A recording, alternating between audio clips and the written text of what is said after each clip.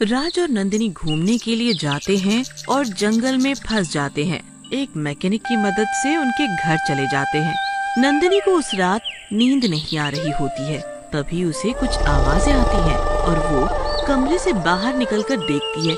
वहाँ मैकेनिक और उसकी बीवी एक आदमी का मांस खा रहे होते हैं। नंदिनी की डर के मारे चीख निकल जाती है। अरे क्या हुआ नंदिनी, क्यों चिल्ला रही हो? क्या देख लिया तुमने? अरे बाप रे, ये तो कोई नरभक्षी लगते हैं। अरे हम कहाँ फंस गए? अरे मैंने कहा था ना कि यहाँ कुछ तो गड़बड़ है, लेकिन तुमने मेरी एक बात नहीं मानी। अरे नंदिनी, मैं यहाँ कोई जानबूझ कर आया था।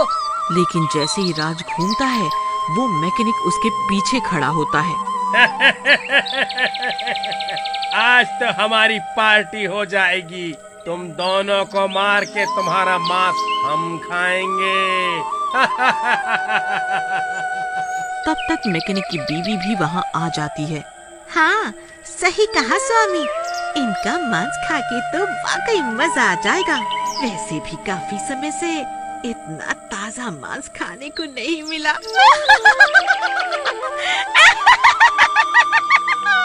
इतना बोलने के बाद वो नंदिनी की तरफ बढ़ती है, लेकिन राज मैकेनिक की बीवी को धक्का देके गिरा देता है।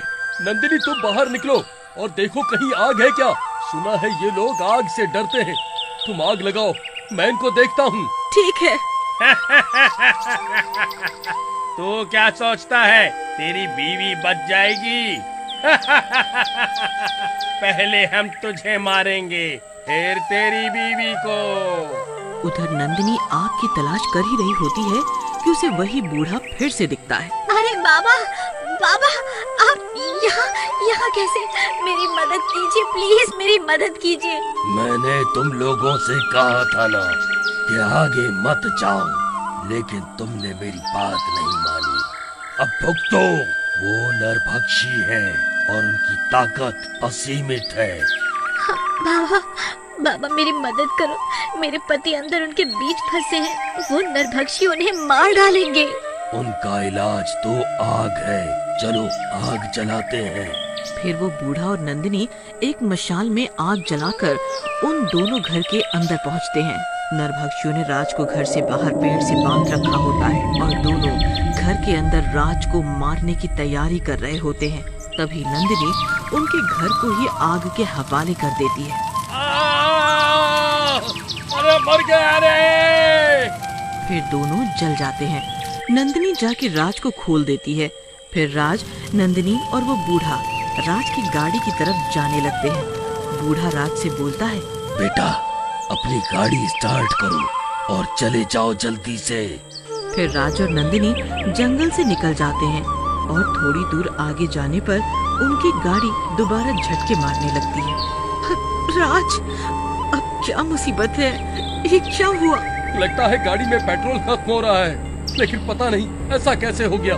मैंने तो पूरा पेट्रोल टैंक फुल करवाया था। अरे राज, सामने देखो, शायद कोई होटल लगता है। हाँ, है तो होटल ही, लेकिन इस जंगल में होटल, चलो चल के देखते हैं। राज और नंदिनी होटल पहुंचते हैं। होटल के अंदर एक लड़का बैठा होता है। अरे भैया, कोई कमरा खाली है क्या? मेरी गाड़ी खराब हो गई है, क्या मैकेनिक भी मिलेगा यहाँ? जी मिल जाएगा, लेकिन सुबह। अभी आप दोनों अपने कमरे में चले आओ। राज और नंदिनी अपने कमरे में आ जाते हैं। अरे राज, तुमने लड़के को गौर से देखा? वो कुछ अजीब सा लग रहा था। उसके पैर उल्टे थे। अरे नंदिनी, तुम क्या बात करती हो? मैं क्या लड़कों की टांगे देखता रहता हूँ? मुझे ऐसे शौक नहीं है। चलो सो जाते हैं, मैं काफी थक गया हूँ। फिर राज और नंदिनी सोने लगते हैं। फिर रात में उनके कमरे में फिर वही लड़का आके खड़ा हो जाता है। राज एकदम से उठता है। अरे तुम मेरे कमरे में क्या कर रहे हो? तेरा कमरा? शोर सुनकर नंदिनी भी उठ जाती है। मूर्ख, तुझे पता है तू कहाँ पर है? तुझे तेरी मौत यहाँ। अब तो तू मरेगा और साथ साथ तेरी ये बीवी भी। तभी वो लड़का भूत बन जाता है और वो बूढ़ा भी वहीं आ जाता है। अच्छा हुआ बाबा, आप आ गए। ये पूरा फिर देखते ही देखते वो बूढ़ा भी भूत बन जाता है। अरे मर गई रे, मर गई। अब हम कैसे जिंदा बचेंगे? मर गई रे, मर गई। तुम डरो मत नंदिनी, मैं कुछ करता हूँ। अरे डरूं कैसे नहीं, अभी तो मैंने जिंदगी में कुछ भी नहीं देखा और यहाँ भूतों की टोली पीछे पड़ी है। ऐसा कह के राज और नंदिनी उन दोनों को धक्का देकर वहाँ से भागते हैं। वो दोनों भूत भी उनका पीछा करने लगते हैं। फिर वो दोनों एक जगह छुप जाते हैं। दोनों भूत उनका पीछा करते हुए वहाँ पहुँच जाते हैं। अरे ये कमबख्त कहाँ छुप गए? आज तक मेरा कोई शिकार मुझसे जिंदा नहीं बचा है। निकलो बाहर, मिल गए तो तुम्हारी। अबे क्यों फालतू बोले जा रहा है? चल ढूंढ उन्हें, थोड़ी देर में सुबह होने वाली है। तू जानता है ना, अगर सुबह हो गई तो हमारी सारी शक्तियाँ चली जाएंगी और हम उनका कुछ नहीं बिगाड़ पाएंगे। हाँ हाँ बूढ़े, पता है, लेकिन वो मिले तो सही, एक बार मिल जाए बस। एक काम करते हैं, दोनों अलग अलग दिशा में ढूंढते हैं। उनकी ये सारी बातें झाड़ियों में छिपे राज और नंदिनी सुन लेते हैं। और फिर लगता है नंदिनी, सूर्य की रोशनी में इनकी ताकत चली जाती है। हमें इन्हें थोड़ी देर और रोकना होगा, उसके बाद सुबह हो जाएगी और हम बच जाएंगे। लेकिन राज, हम इन्हें रोकेंगे कैसे? ये तो दो हैं। कुछ नहीं होगा नंदिनी, तुमको मेरी मदद करनी पड़ेगी। तुम इनमें से एक का ध्यान बटाओ और मैं इनमें से एक को निपटाता हूँ। ठीक है, मरवा मत देना मुझे। ऐसा कह के नंदिनी बाहर आती है और होटल वाले लड़के की तरफ देखकर बोलती है, अरे ओ राजा, मैं तो यहाँ हूँ, तुम किसे ढूंढ रहे हो? आ जाओ, पकड़ो मुझे। आओ ना। ऐसा कह के नंदिनी भागने लगती है। उधर राज दूसरे वाले बूढ़े भूत के सामने आके उसे चुनौती देता है। ए भूत महाराज, हिम्मत हो तो हमसे मुकाबला करो, तुम्हारी तो मैं चटनी बना दूंगा, वो भी बिना लहसुन के। ये सुनते ही बूढ़े भूत को गुस्सा आ जाता है और वो राज पर हमला कर देता है। राज आगे आगे भागने लगता है। अबे मर गया राज, बहादुर बनने के चक्कर में मरेगा बेटा। बीवी भी नहीं देख रही तेरी तो यहाँ। तभी वो बूढ़ा भूत राज को पकड़ के पटक देता है, जिससे राज के गले में पड़ा हुआ हनुमान जी का लॉकेट बाहर आके गिर जाता है। बूढ़ा वो लॉकेट देखकर डरने लगता है। अबे हटा इसे मेरे सामने से, मुझे कुछ नहीं दिख रहा, मैं अंधा हो रहा हूँ। हटा, नहीं तो तेरी जान ले लूंगा, कच्चा चबा जाऊंगा। लगता है इसे हनुमान जी से डर लगता है, इसे कुछ नहीं दिख रहा। इसे इस लॉकेट की मदद से बांध देता हूँ, बस कुछ देर की बात है, सूरज निकलने ही वाला है। फिर राज अपने पास कपड़े की मदद से लॉकेट उसमें डालकर उस बूढ़े भूत को बांध देता है और फिर नंदिनी को ढूंढने जाता है। लेकिन तभी नंदिनी वहाँ आ जाती है और एक जोर का तमाचा राज को मारती है। तुम मर्दों पे विश्वास करना गुनाह है। 1 मिनट में आता हूँ डार्लिंग। ये आ रहे हो 1 मिनट में, मैं मरूं और तुम दूसरी लाओ, है ना? तभी वो दूसरा भूत भी आ जाता है। ए, चुप करो, तुम दोनों मरने वाले हो, लेकिन लड़ाई नहीं बंद हो रही तुम्हारी, इसीलिए मैं अब तक जिंदा था। शादी नहीं की, नहीं तो मेरी जिंदगी भी झंड हो जाती। क्या बोला बे? हम पति पत्नी के बीच में क्यों बोला? ऐसा कहकर नंदिनी उस भूत को जोर से लात मारती है और वो भूत गिर जाता है। अरे नंदिनी, क्यों मार रही हो? ये ऐसे नहीं मरने वाले, इसे कुछ भी नहीं होगा। ऐसे इसे रस्सी से बांधना होगा। फिर राज और नंदिनी जल्दी से गिरे हुए भूत को बांध देते हैं। अरे बोला था ना, पीछा मत कर, लेकिन नहीं माना तू। तेरे चक्कर में आकर मैं भी फंस गया। ए राज बेटा, मुझे छोड़ दो। तुझे छोड़ दे ताकि तू दूसरों की जान ले सके? अबे कितना भगाया तूने बूढ़े, माँ कसम, अगर ओलंपिक में भागता तो गोल्ड ला जाता। तुझे तो मैं कोनी छोड़ूं। अबे बूढ़े, लालच तो तुझे भी आ रहा था, तू भी तो मारने भागा था, अब फंस गया है तो मुझे दोष दे रहा है। वो बात कर ही रहे होते हैं कि सुबह हो जाती है। सुबह की किरणें पड़ते ही वो दोनों भूत जलने लगते हैं और थोड़ी देर में ही पूरे जल जाते हैं और वो जंगल उनके साए से आजाद हो जाता है। एक समय की बात है, नामीपुर नामक शहर में एक छोटा सा परिवार रहता था। उसमें एक बुढ़िया और उसका बेटा मनोहर, बहू सरोज, उसका पोता मानू रहते थे। वैसे तो वो लोग बड़े प्यार से रहते थे, लेकिन एक परेशानी थी, मनोहर की माँ। मनोहर ठीक ठाक कमाता था, फिर भी मनोहर की माँ इतनी लालची थी कि उसका पेट ही नहीं भरता था। बुढ़िया को अगर प्यार था तो सिर्फ पैसे और अपने पोते से। बुढ़िया को पैसों के आगे कुछ दिखाई ही नहीं देता था। एक दिन की बात है, मनोहर अपनी तनख्वाह के पैसे लेकर आता है। तभी मनोहर की माँ उसके हाथों में से सारे पैसे ले लेती है। ला, ये पैसे मुझे दे। पर माँ, मुझे भी पैसे की जरूरत पड़ती है। हाँ हाँ, मैं कौन सा तुझे पैसे देने से मना कर रही हूँ। जब तुझे पैसे की जरूरत होगी तो ले लेना मुझसे। पर माँ। पर क्या? मनोहर माँ के आगे कुछ नहीं बोलता और उनकी बात सुनकर चुप हो जाता है।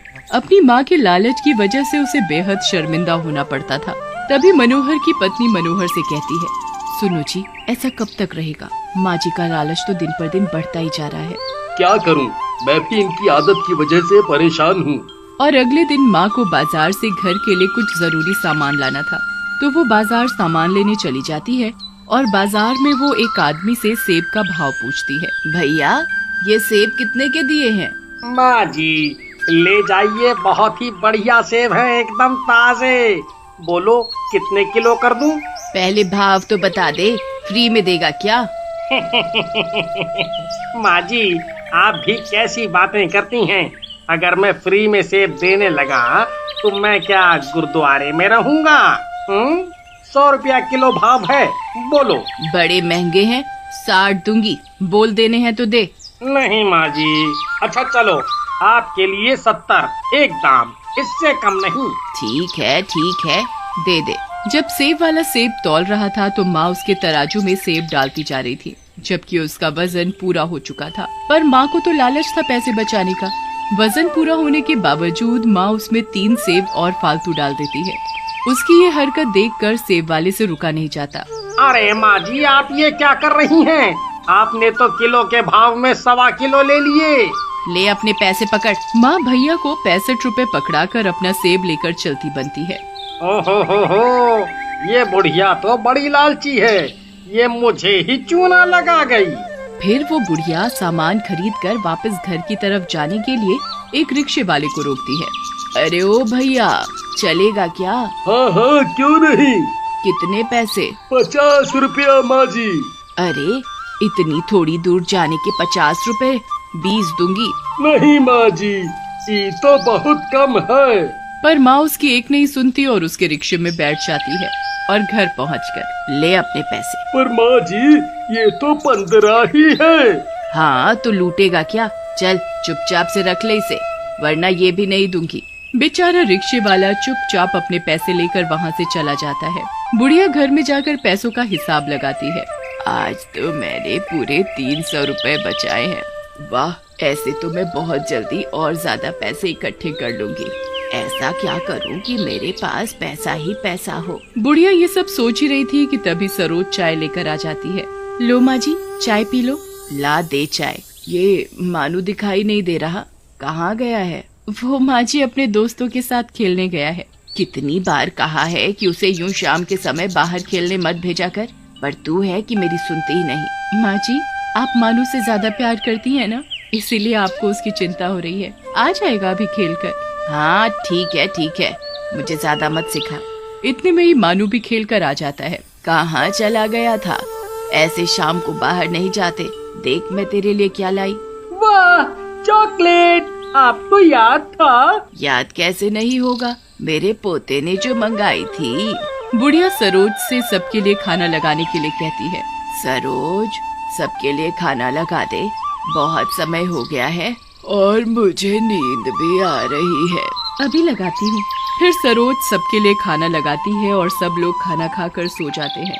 पर बुढ़िया तो सोते सोते भी सिर्फ पैसों के बारे में ही सोचती रहती है। काश मेरे पास कहीं से और ज्यादा पैसा हो जाए। ऐसा सोचते सोचते बुढ़िया सो जाती है और उसे नींद आ जाती है। और अगले दिन बुढ़िया सवेरे सवेरे नहा धोकर मंदिर के लिए निकल जाती है और मंदिर जाकर वो भगवान से आंख बंद करके प्रार्थना कर, भगवान मेरे मन की इच्छा पूरी करो। आप मुझे इतना धन दो कि वो कभी खत्म ही ना हो। बुढ़िया भगवान से प्रार्थना करके अपने घर के लिए लौट रही होती है तो उसे रास्ते में एक साधु महात्मा मिलते हैं और वो बुढ़िया को देखकर उससे भिक्षा मांगते हैं। भिक्षा दे माँ, भिक्षा दे। पर बुढ़िया उसकी ओर कोई ध्यान न देकर अपने आगे बढ़ जाती है। भिक्षा दे माँ, भिक्षा दे। आगे जाओ बाबा, आगे जाओ। इस साधु को जो भिक्षा देगा, साधु बाबा उसके मन की हर इच्छा पूरी करेगा। सच बाबा? बाबा कभी झूठ नहीं बोलता। बुढ़िया की थाली में फल रखे हुए थे तो वो फल साधु बाबा को दे देती है। साधु बाबा फल लेकर बुढ़िया से कहते हैं, बोल क्या इच्छा है तेरी? बाबा जो मांगूंगी वो मिलेगा। मान कर तो देख। तो मेरी ये इच्छा पूरी करो कि मेरे पास बहुत सारा पैसा ही पैसा हो। तुम्हें पैसा मिल तो जाएगा, पर उसके बदले तुम्हारी सबसे प्यारी चीज तुमसे दूर हो जाएगी। बोलो मंजूर है? बुढ़िया बिना सोचे समझे हाँ कर देती है। बच्चा तुम्हारी इच्छा पूरी हो। बुढ़िया साधु महात्मा से वरदान पाकर घर चली जाती है और अपने कमरे में जाकर आराम करने लगती है। वो तो बस अपने मन की इच्छा पूरी होने का इंतजार करने लगती है। काश मेरे पास इतने सारे पैसे आ जाए कि मैं माला माल हो जाऊं। तभी बुढ़िया का पोता मानू आता है। दादी बड़े दिन हो गए, शाम को पार्क में घूमने चलो ना। दादी अपने पोते से बहुत प्यार करती थी तो वो अपने पोते की कोई भी बात को मना नहीं करती थी। ठीक है, शाम को चलेंगे घूमने, पर अभी मुझे थोड़ा आराम करने दे। ये कहकर बुढ़िया आराम करने लगती है और आराम करते करते उसे नींद आ जाती है। और शाम को बुढ़िया सोकर उठती है तो वो अपने पोते को पार्क में घूमने के लिए ले जाती है। दादी चलते चलते थक जाती है तो रास्ते में वो एक पेड़ के नीचे बैठ जाती है और मन में सोचने लगती है, काश मेरा घर पैसों से भर जाए। फिर क्या था, बुढ़िया के इतना कहते ही उसका घर पैसों से भर जाता है और पैसा आते ही बुढ़िया का बेटा गायब हो जाता है, जिसका बुढ़िया को बिल्कुल भी पता नहीं था। तभी बुढ़िया मन में सोचने लगती है, ये मानू कहाँ चला गया? लगता है घर चला गया होगा। ये भी ना बड़ा शरारती हो गया है। अब मैं भी घर चलती हूँ, बड़ी देर हो गई है। और घर पहुंचकर बुढ़िया देखती है कि उसका कमरा पैसों से भरा पड़ा है। बुढ़िया की तो खुशी का ठिकाना ही नहीं रहता। पैसा, भगवान ने मेरी सुन ली। अब मैं इन पैसों को अलमारी में संभाल कर रख दूं, कहीं कोई देख न ले। बुढ़िया उन पैसों को अलमारी में संभाल कर रख देती है। अब तो बुढ़िया के अंदर पैसों का और भी ज्यादा लालच बढ़ जाता है। बुढ़िया को तो सोते जागते पैसा ही पैसा दिखाई देने लगता है। बुढ़िया का ध्यान मानू की तरफ नहीं होता कि उसका पोता गायब हो चुका है। फिर थोड़ी देर में रात भी हो जाती है। तभी वो सरोज से पूछती है, सरोज, मानू कहाँ है? दिखाई नहीं दे रहा। माँ जी, वो तो आपके साथ ही गया था ना? गया तो मेरे साथ था, मुझे लगा वो घर आ गया होगा। नहीं माँ जी, वो घर नहीं आया। इतना सुनते ही बुढ़िया का तो बुरा हाल हो जाता है और वो अपने पोते को ढूंढने निकल पड़ती है, पर उसे उसका पोता कहीं नहीं मिलता और वो वापस घर आ जाती है। बहू, कहीं मिला मानू? नहीं माँ जी, हर जगह देख लिया पर कहीं पता नहीं चला। ये भी देखने गए हैं। इतने में मनोहर भी बताता है, माँ सरोज, मानू का कहीं पता नहीं चला। अब तो बुढ़िया का रो रो कर बुरा हाल हो रहा था। मानू के गायब होते ही बुढ़िया के घर में हर जगह पैसा ही पैसा आ जाता है, पर बुढ़िया को अपने पोते के आगे पैसा दिखाई नहीं दे रहा था। उसे तो अपना पोता चाहिए था। बुढ़िया को जरा भी अंदाजा नहीं था कि उसका पोता क्यों गायब हुआ है। वो पागलों की तरह अपने पोते को हर जगह ढूंढ रही थी। भगवान, मेरा पोता मुझे लौटा दे, चाहे तो मेरा सारा पैसा ले ले। बुढ़िया ये सब बोल ही रही होती है, तभी उसे साधु बाबा की कही बात याद आ जाती है। पैसा तो मिल जाएगा, पर तेरी सबसे प्यारी चीज तुझसे छिन जाएगी। बुढ़िया को अपनी गलती का एहसास होता है और वो मन ही मन भगवान से प्रार्थना करने लगती है, भगवान, मुझे पैसा नहीं चाहिए, मुझे तो मेरा पोता चाहिए। मुझे मेरा पोता लौटा दो। ले लो सब पैसा, सब ले लो सब पैसा, मेरा पोता मुझे वापस दे दो। फिर क्या था, बुढ़िया को अपनी गलती का एहसास हो जाता है और उसे उसका पोता वापस मिल जाता है।